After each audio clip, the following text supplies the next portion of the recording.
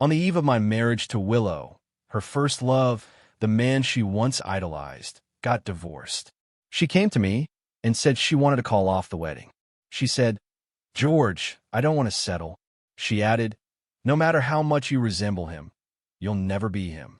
I calmly walked away, dyed my hair, put on my leather biker jacket, and returned to the battlefield that truly belonged to me. Later, she complained to her girlfriends, "How could any woman fall in love with such a lazy, irresponsible man?" Until one day, a photo started circulating online of me on a motorcycle. A slender, fair hand rested on my chest, and I had my arm tightly wrapped around a woman's waist. Raw desire practically spilled out of the frame. Then Willow finally called me. "George, who is she?" But the reply came from another woman's sultry voice. "Hello, Miss X. Allow me to introduce myself. I'm his legal wife." Chapter 01. I went to the jewelry store to pick up the custom-made wedding rings. In a month, it'll be the day Willow and I get married. Although we designed the rings together, the style and the engraving were both chosen by Willow. As I looked at the initials WM in the private room, I couldn't help but feel that something wasn't quite right. The next second, I heard voices coming from outside. A woman said, "Hey, did you hear Willow's first love, Makoto, just got divorced and came back to the country?" Another replied, "I remember when he broke up with Willow 3 years ago. She was absolutely devastated." The first woman added, "Yeah, if George hadn't suddenly shown up and helped her through that dark time, she probably never would have recovered." The other said, "George, you mean that infamous playboy from City A? The one who used to waste his days racing motorcycles and living recklessly? Funny how a guy like that actually settled down for Willow. A real bad boy turned good story." Then came a hesitant laugh. "But now that Makoto's back, do you think the wedding will still happen?" "Well, the invitations have already gone out. If it gets canceled, George will be the biggest joke in the whole social circle." After their voices faded away, I looked again at the initials WM. A bitter realization started to dawn on me. I called Willow. She didn't answer the phone, but amid the noise in the background, I could still hear her voice say, "He's got no ambition. He's not even worth one of Makoto's fingers." Someone else protested, "Come on, Willow. That's harsh. He's rich enough already. Why demand ambition too? Besides, George used to be a total rebel. He's changed so much for you. You can't want it all." Willow gave a cold laugh. "Changed? How much? He's been orbiting around me for 3 years like some pathetic. Well, he finally managed to get me to marry him." Another voice asked, "Willow, don't you like George?" Her tone turned frigid. "Would you like a dog?" There was a pause in the air. Then she sneered, "Because taming a wild wolf into a dog proves I'm damn good at training dogs." I hung up, stared into the mirror at the man in a sharp suit staring back, and suddenly I laughed. That naive, obedient version of me. I've had enough of pretending to be him. Chapter 02. Willow hadn't come home for an entire week. I listed our marital home on a real estate platform. Every single brick and tile in that place had been bought by me, and now I didn't want any of it anymore. After finishing up the paperwork, I finally received her call asking to meet. Even though she was the one who asked, she was still the last to arrive. When she walked in, a tall, slender man stood by her side, Makoto. He looked somewhat like me, maybe about 50%. Makoto held Willow's hand tightly, as if afraid someone might hurt her. His entire posture screamed protective boyfriend. The air instantly grew heavy. No one dared to speak. Everyone's eyes turned toward me. I stayed silent, glancing down at the red string bracelet on my wrist, its threads almost worn through. I tugged at the corner of my lips faintly.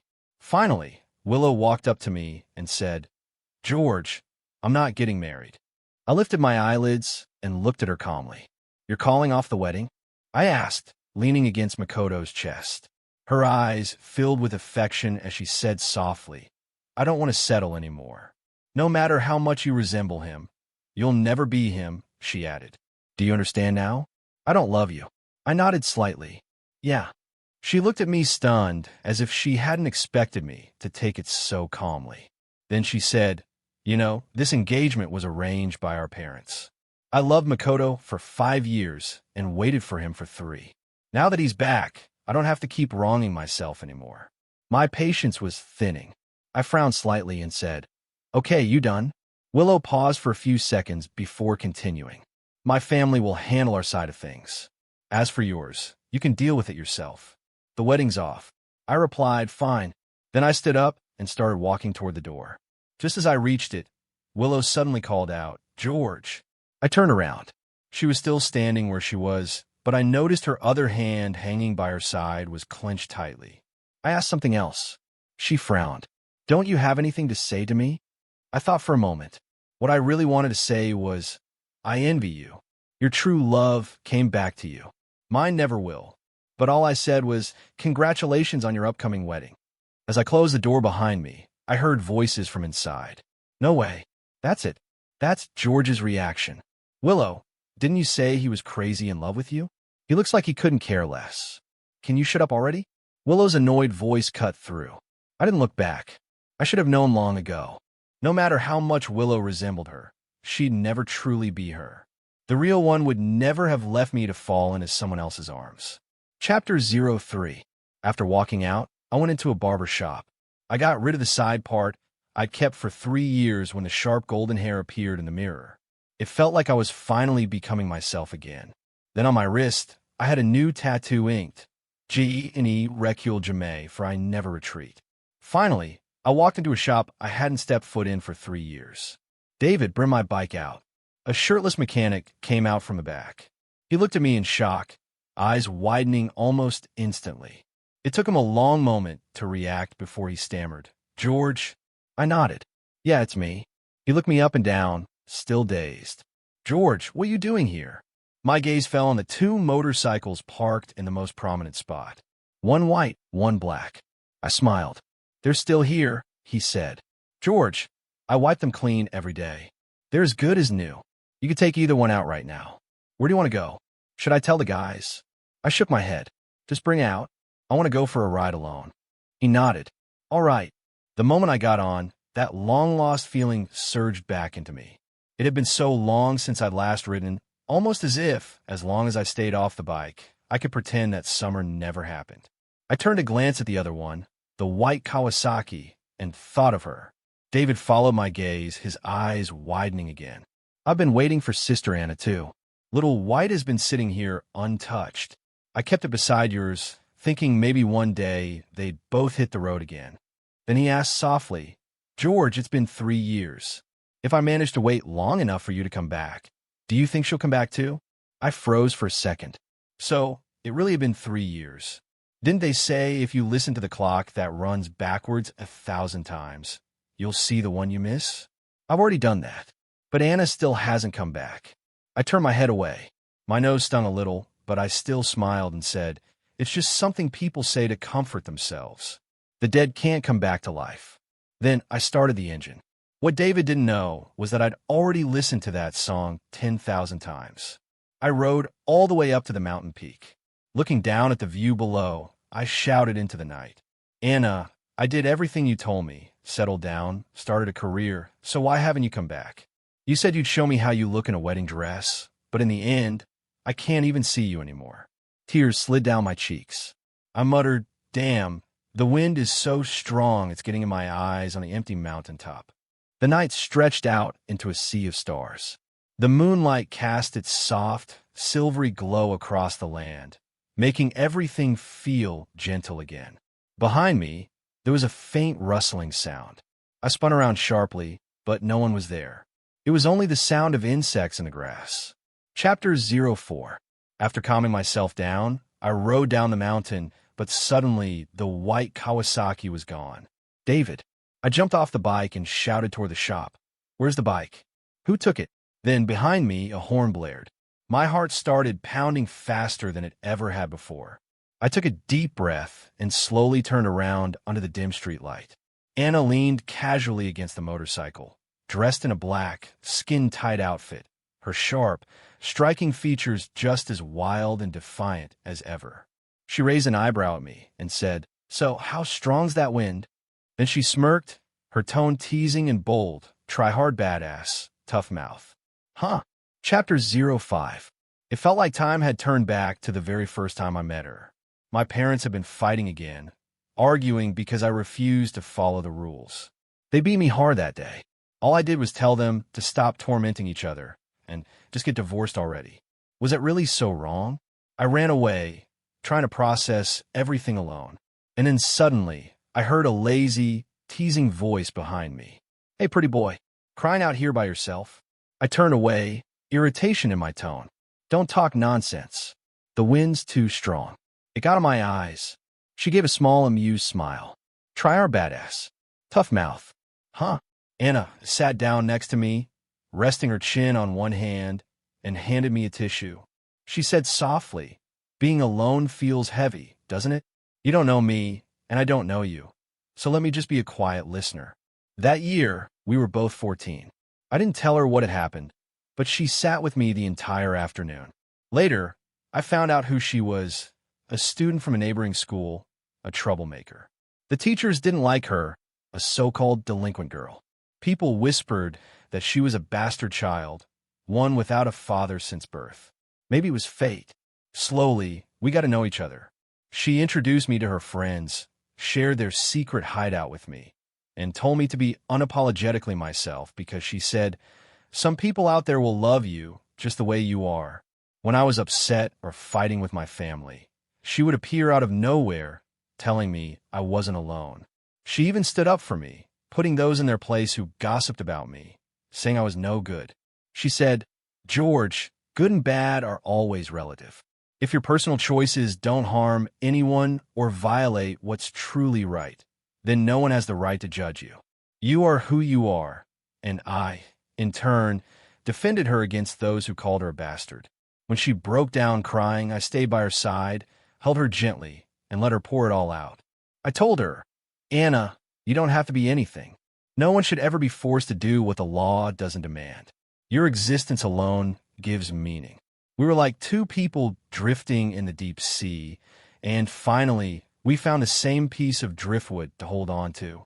Anna and I grew closer and closer. After graduating high school, we fell in love. That night, a group of us rode our bikes up the mountain, shouting into the night to celebrate our coming of age, then quietly behind everyone else. I took her hand, and we ran in that vast night. Only our breath and laughter filled the air. She laughed behind me and asked, "George, doesn't this feel like we're eloping?" I still remember that summer. The fullest moon, the brightest stars, the sweetest sound of cicadas, and the most sincere eyes of a young girl under the blanket of stars. We hugged and kissed in that moment. It felt like forever. Chapter 06. Anna, you're finally back. I missed you so much. My voice trembled, and even my body shook slightly. She said, "Look at you, all weak and pathetic." "I'm right here, aren't I?" I rushed forward only to see David pushing the motorcycle toward me. "George, what's wrong?" he asked. "Didn't Anna once say that her bike and yours would never be alone? When I saw you ride off, I thought I'd better roll out Little White and start her up too." "Oh, so it had just been my imagination." I turned my back to him and pressed my fingers against my brow. People say you shouldn't meet someone too dazzling when you're young, because everyone you meet afterward will feel dull in comparison. Guess I was the one too obsessed, too stubborn. 3 years had passed, and I still couldn't face reality. I still prayed for a miracle that would never come. Chapter 07. When I got home, everyone was waiting for me. The moment my mom saw my dyed hair and leather biker jacket, she was furious. "Look at yourself. What do you even look like now? Not a trace of the Wong air in you." No wonder. Willow called off the engagement. I stood at the doorway suddenly, not wanting to go in at all. When I turned to leave, my father's voice barked. "Where the hell do you think you're going? Get back here. Call the Liu family right now and apologize. Tell them it was your fault that you acted rashly, didn't think things through. Tell them not to take it to heart." He went on. "The invitations are already out. You can't just cancel a wedding like that. And another thing, get that ridiculous color off your head. With you looking like this, who would ever trust their daughter to you?" I slowly walked up to them, then smiled faintly. "Why should I apologize?" I said she's the one who said she wouldn't settle.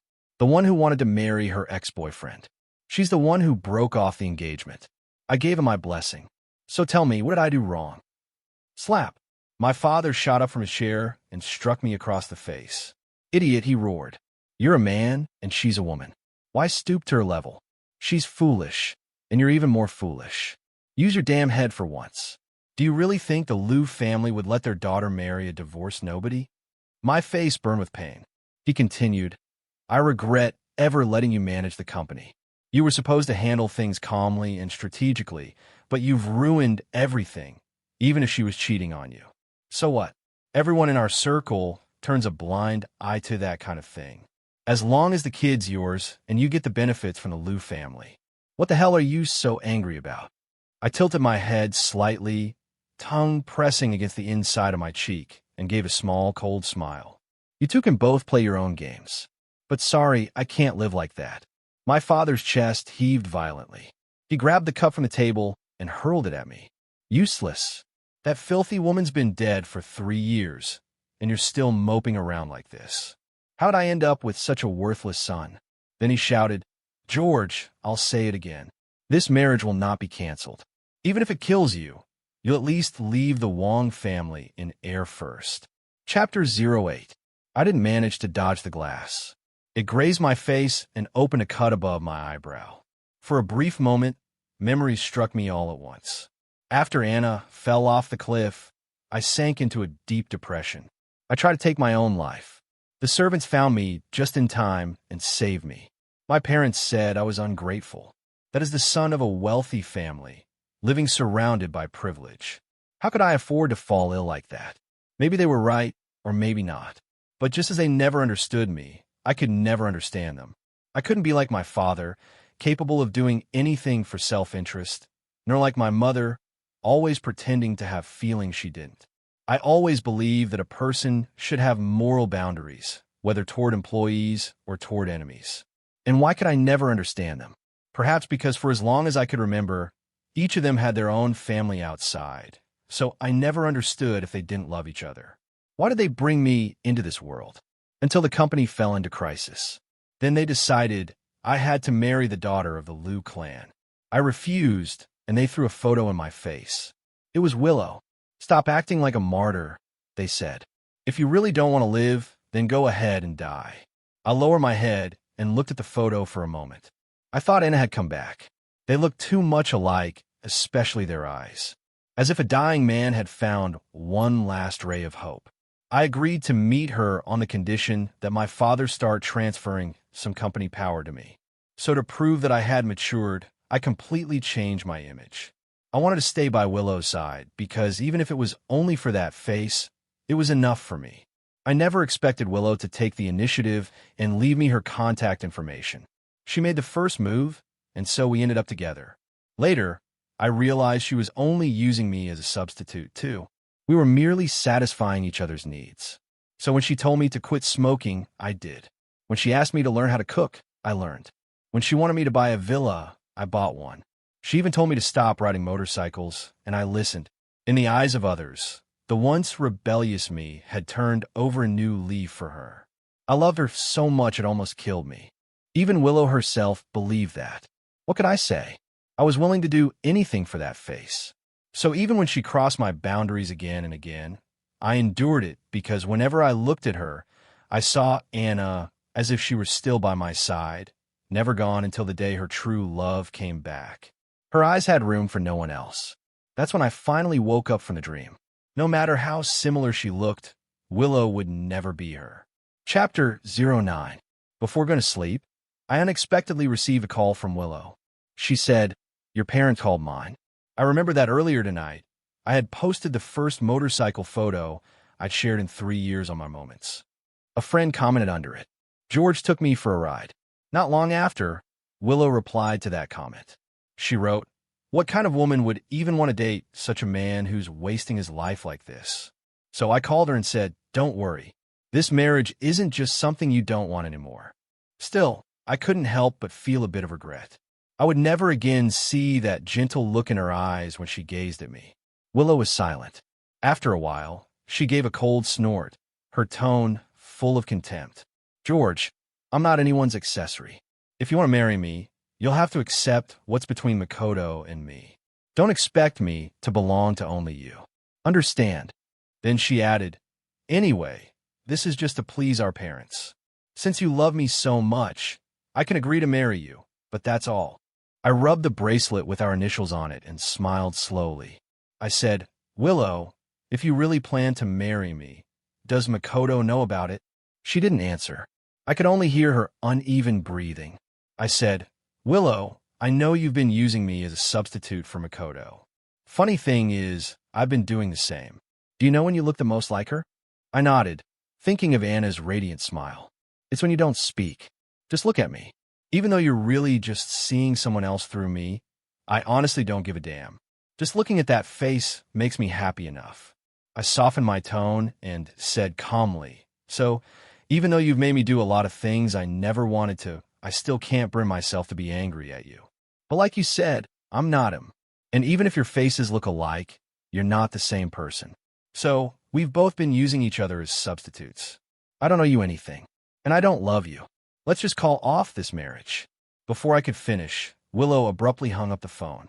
Chapter 10. I took 2 tablets of Estisome. Only in my dreams can I see Anna again. Return to those 4 years when we were madly in love after the college entrance exam, with all our friends as witnesses. We could finally be together openly. You know that feeling? Walking down the street hand in hand with the person you love. Watching a movie together. Even if you don't speak, the air itself tastes sweet. We could finally ride the motorcycle we loved, speeding freely through the open world. David once said, George and Anna are the most perfect couple I've ever seen. Just standing together, they look like they came straight out of a romantic drama. Anna laughed and told him to keep talking. I leaned casually against the bike, watching our friends joke around. Later, when we went to the same university, we started a motorcycle team and joined races together. Honestly, she really was captivating. Her name was always popping up on the confession wall. After every class, some guy would try to confess to her. Afraid that I'd get jealous, she went straight to the campus radio station that same day and publicly announced our relationship to the whole school. Many people said we didn't look like the kind of couple who could last long. But who would have thought that it would last 4 years? My parents finally found out I was in a relationship. That day, they called me home, furious, and demanded I break up with that bastard. I refused. My father picked up a stick to hit me. I snatched it out of his hand and snapped, Don't push me to hit back. You both have your own families. And for years, you've never cared about me. What right do you have to interfere in my life now? Who the hell do you think you are? I'm sick and tired of your hypocrisy. What am I in your eyes? Just a tool to carry on the family name? My father gritted his teeth and said, I'm your father. I gave you this life. You'll never escape the fate of being a Wong. My mother yelled, We've spoiled you too much. That's why you dare to talk to us like this. Was it that who taught you to say such things? While she was cursing, Anna appeared.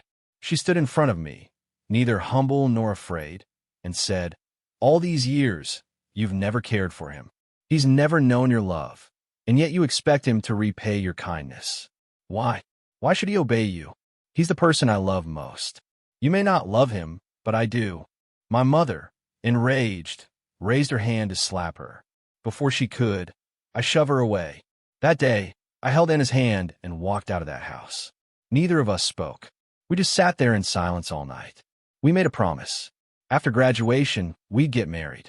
But just before graduation, strange things started happening. I was being followed for no reason. Sometimes flower pots would fall when I walked by. Anna began acting distracted, absent-minded. One day, she suddenly asked me, If one day I'm gone, what will you do?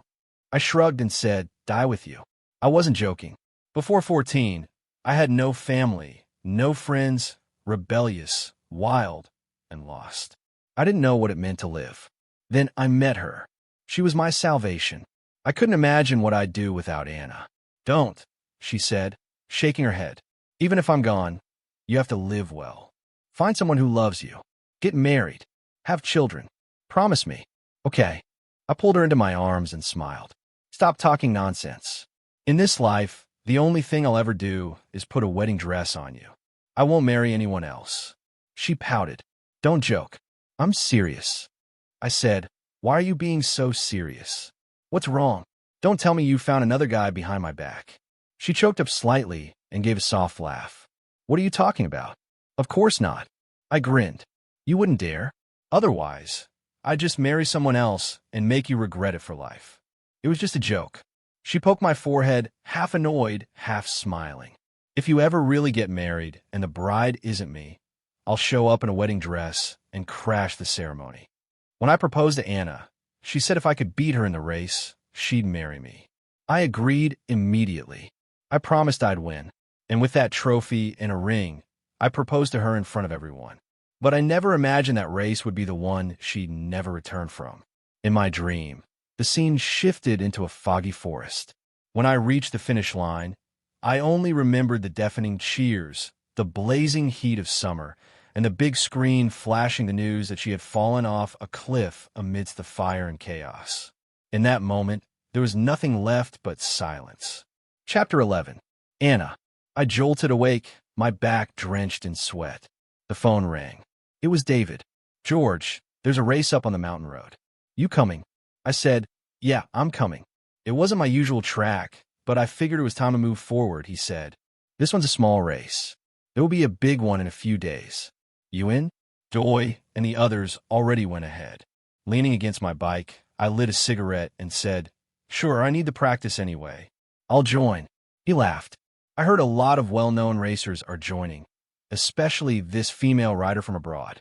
She's incredible, but she never takes off her helmet, so no one knows what she looks like. If I meet her, I'll ask for her autograph. I exhaled a cloud of smoke and teased him. Look at you, fanboy. I'll just win the trophy for you. David's eyes turned a little red.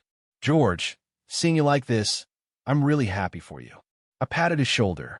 When I took my final drag and turned my head, I saw Willow. Our eyes met, and I could clearly see the light flicker in hers.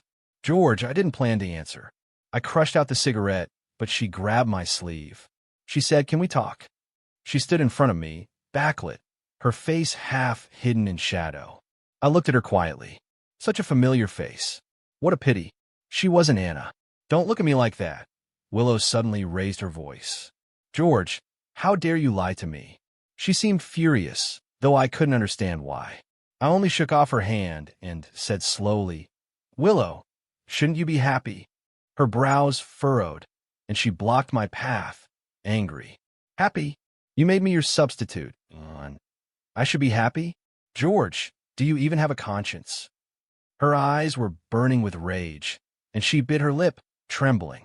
No wonder you always looked at me like you'd found something you lost. No wonder you'd stare at me all the time. I thought you really loved me. I even foolishly agreed to the arranged marriage between our families. I must have been such an idiot. I waited until she finished, then said quietly, Willow, weren't you using me as a substitute, too? Your true love's back. You don't need to poison yourself with me anymore. The substitute game was over. She took a step closer, her eyes unwavering. Even if I was a substitute, weren't you trying to move on because of me? Would you have done it for her? I thought for a moment, then answered honestly. No. I remembered what Anna once said. If the bride isn't me, I'll show up in a wedding dress and crash your wedding. That was the last obsession I allowed myself to keep. Willow pressed her lips together. So you never liked me at all? I looked straight at her, calm and steady. You don't like me. I don't like you. Isn't that fair? She said low. She stopped herself, biting down hard on her lip. Of course it's not fair. George, you're nothing but a dog at my side. There are 6 days left until the wedding. You'll regret this.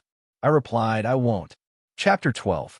After packing my luggage, I boarded the flight to Shanghai. There were only 4 days left before the wedding. My parents still hadn't called it off. They were clinging to a sliver of hope that Willow and I might somehow make up.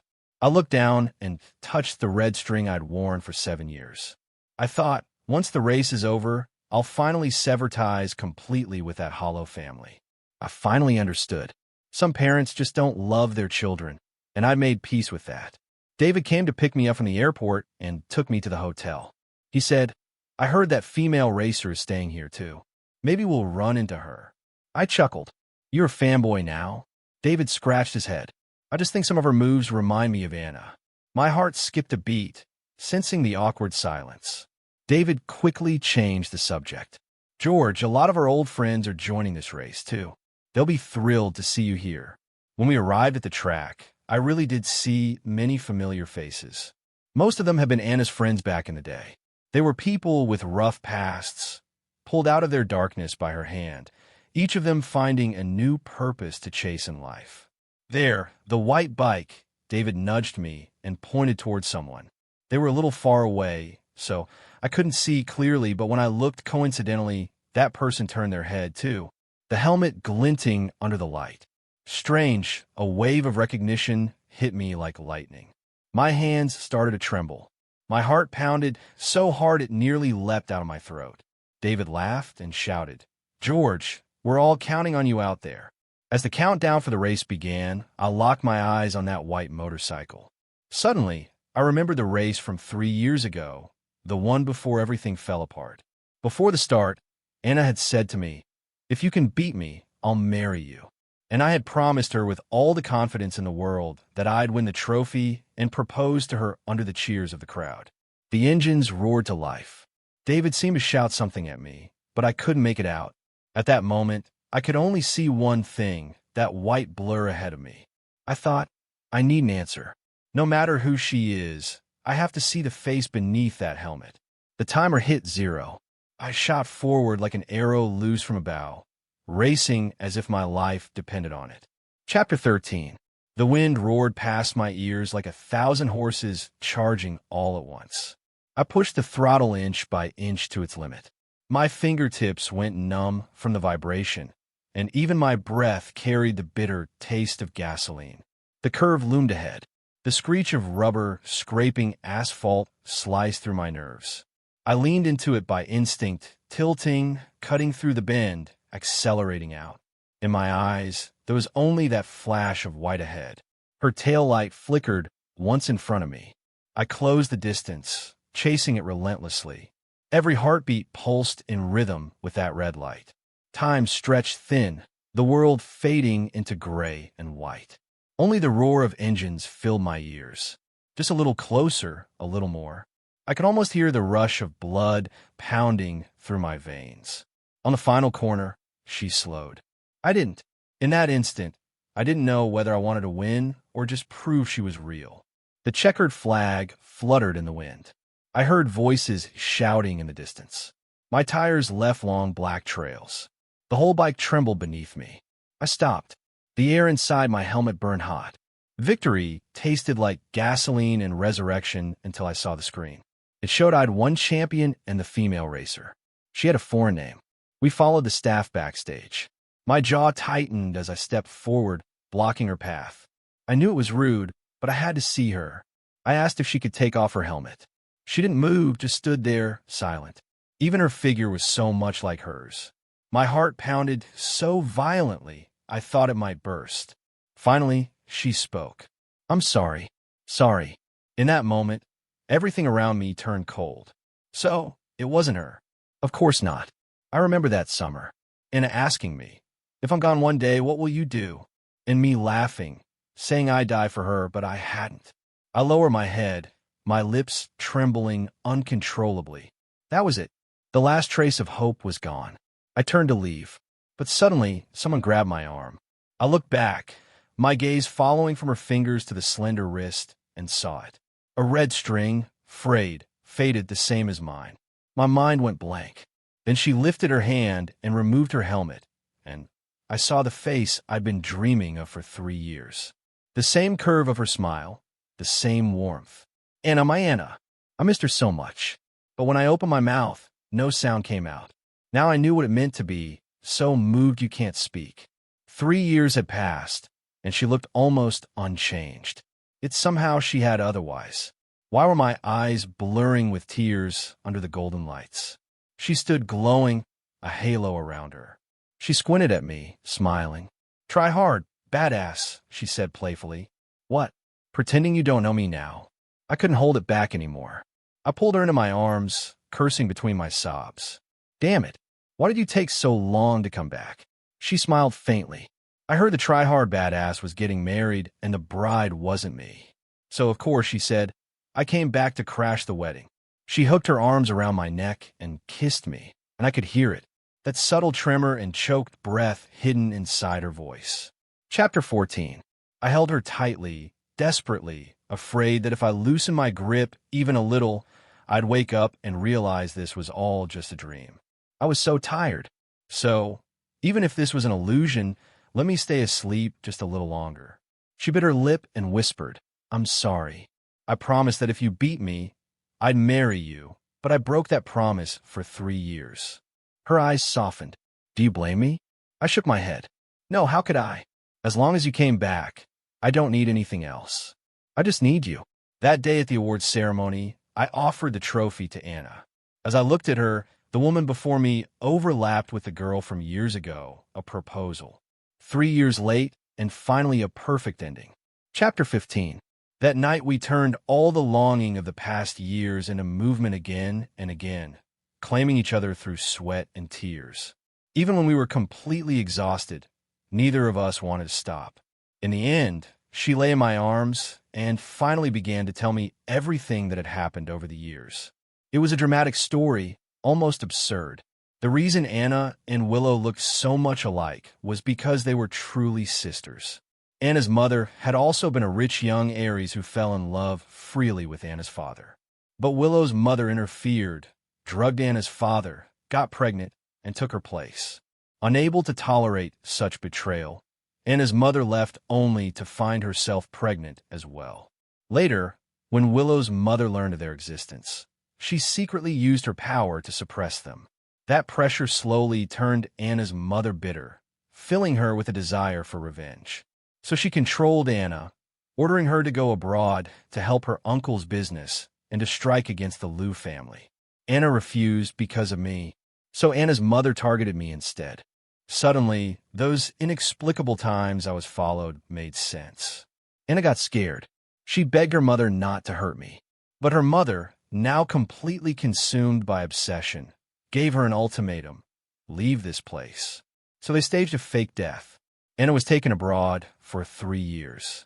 She barely slept more than a few hours a day, just so she could see me sooner. Her voice trembled slightly as she said, "You have no idea how much I missed you." She told her story as if it were someone else's. How she struggled to prove herself. How she fought to break free from her mother's control. She hadn't dared to see me or contact me, afraid that doing so would endanger me. She finished her story in just a few dozen minutes. But I could feel how hard those years must have been for her. She held me tightly, and I held her even tighter, as if I could merge her into my very bones. Anna's voice trembled as she said, "Every time I missed you so much, I thought I'd go insane. I'd stab my wrist with the tip of a pen and tell myself, 'Hurry, hurry. George is still waiting for me. He said he'd win a trophy for me on the track, that he'd marry me. He's so stubborn. He'll wait for me forever.' So I studied like crazy, bit by bit, breaking free from her control until I could finally stand before you again." Her tears dried and flowed again, as if she were releasing all the emotions she had buried for years. I gently caressed her face and pressed a soft kiss on her forehead. Then I said, "So, Anna, will you marry me?" Chapter 16. 3 days before the wedding, I took Anna to get our marriage certificate first. When a steel seal stamped down between our two faces in the photo, Anna began to cry even as she smiled. Through her sobs, she said, "I'm sorry. I'm so sorry. I came too late." I scrambled to wipe away her tears, cupping her face gently. I shook my head and said softly, "As long as the ending is you, it doesn't matter if you came late."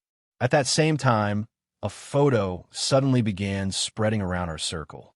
On a motorcycle, a slender, fair hand rested against the chest of a racing champion, and his arm was wrapped tightly around the woman's waist. The screen seemed to overflow with raw hormones. It was taken right after the race that day by David and the others at the track. No one knew how the photo got out, but even people in our community had seen it. As soon as someone posted the photo in the group chat, it exploded with comments. "Wait, doesn't that guy look exactly like George? No way.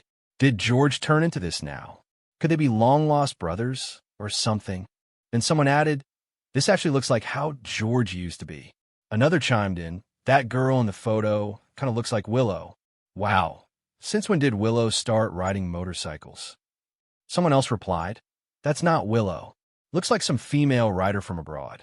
Got to admit, though, they look good together.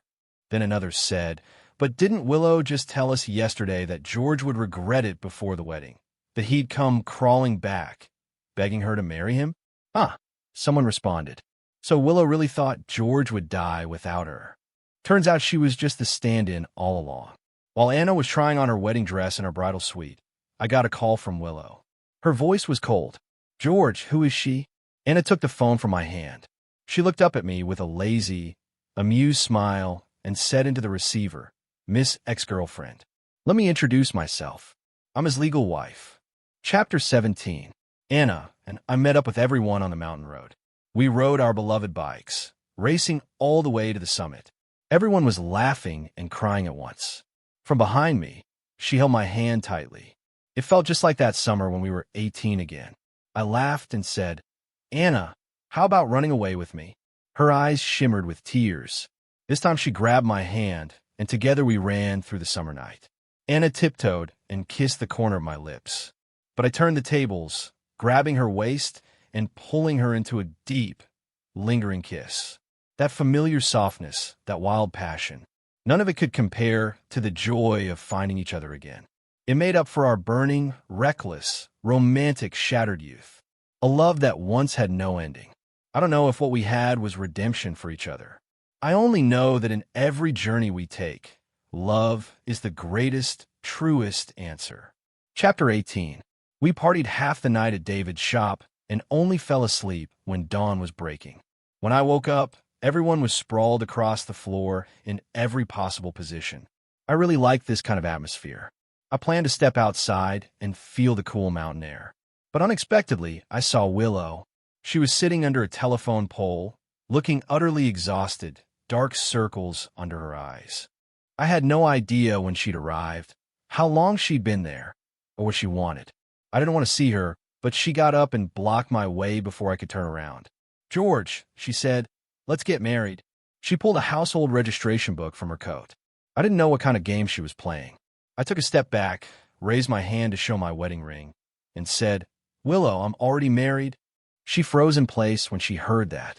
Then she asked, You married that little rebel girl? I nodded. She snapped, furious. How can you marry anyone? You've only known her for a few days. Why can she? But she stopped mid-sentence, her tone softening, looking at me quietly. She bit her lip and said, I haven't told my family to cancel the wedding yet. 2 days from now, let's just go through with it as planned. Okay. I shook my head. The wedding won't be canceled. I'll just change the bride for a second. She was completely stunned.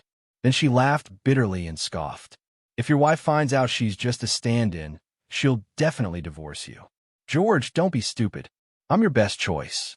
Oh, Willow didn't know. Anna was the one I had loved all along. The next second, a woman's voice came from behind me. Don't worry. We won't be getting divorced. Anna walked up, wrapped her arm around mine, and tiptoed to press a kiss on my lips. Then she said calmly, Because those who betray will go to hell. Staring at the face so similar to her own, Willow said nothing. She just turned and walked away, lost and broken. Chapter 19. 2 days before the wedding, Anna and I were busy editing the guest list, only inviting our closest friends, wanting this to be our wedding. We were both exhausted from the endless planning when I unexpectedly got a call from Makoto. His voice on the other end was weak and pleading. Can you see Willow? She's been drinking so much she got a stomach ulcer. She's in the hospital. I frowned, confused. What does that have to do with me? Makoto sighed deeply. I used to think Willow was really still waiting for me. He continued, I thought when I came back, she'd finally choose me without hesitation. For a week, she stayed with me, but she kept looking at her phone. I knew she was waiting for your message. You never called her, not even once.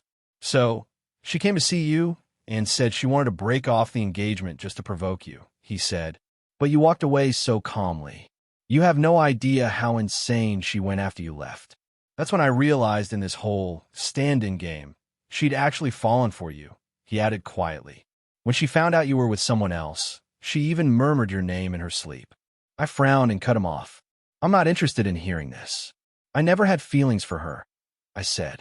Not once, I said. She's the same. just unwilling to accept that she lost control in this relationship. Then I hung up. Chapter 20. The day before the wedding, Wong Corporation and Su Corporation announced a high-profile joint acquisition of the Liu Group. Only then did everyone finally realize the Liu family had an illegitimate daughter living abroad all along. But instead of fighting for inheritance, she and her mother had joined forces for revenge. That day, everyone online was also buzzing about another thing: how much Anna Sue looked like Willow. And at that exact moment, I announced that I would marry my first love from youth. The wedding set for the next day. That's when everyone connected the dots. The mysterious female racer was her. She was my love who had returned from the dead. My father was overjoyed, praising me for being far-sighted. He said proudly, "You truly take after me better than the master himself." But that very day, I brought on home and told them that from this moment on, I was cutting all ties with them. I'd never been able to do it before. I kept tearing myself apart inside because I thought they gave me life. Deep down, I still had illusions. I wanted their understanding, but coming into this world wasn't my choice. And since I'm already here, I'm my own person. When I was writhing in pain again and again, they stood at a distance, watching me drown in that dark ocean, never once reaching out to save me. If I can't have it, then I won't want it anymore. After all, not everyone in this world is born with family love. Learning to accept the absence of certain emotions, that too is part of growing up. When I left, my parents stood before me. For the first time, I saw panic on their faces, but that no longer had anything to do with me. Chapter 21. The wedding day. Anna wore the wedding gown I had prepared long ago. It fit her perfectly. She looked at me and asked, "How did you know I'd come back?" I pinched her cheek gently and smiled. "I didn't know if you would," I said, "but I reserved the meaning of your return." I wore the suit she had chosen for me. Gone was the reckless arrogance of my youth, replaced by calm maturity and quiet warmth.